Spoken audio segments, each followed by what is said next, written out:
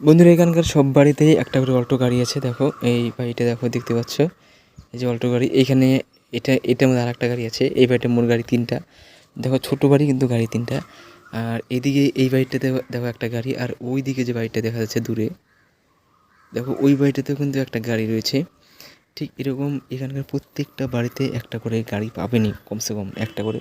অনেকের আরও বেশি আছে, 2টা 3টা কারো গাড়ি, বাইক, এই মানে এই সমস্ত বাড়িতে কমন ব্যাপার।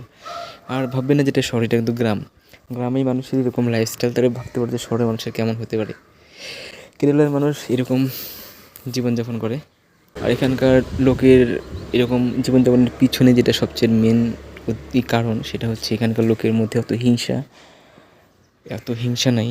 সত্যি কথা, এটা হিংসা অহংকার এই জিনিসটা কম আছে, আর এর জন্যই এরা এত সাকসেসফুল।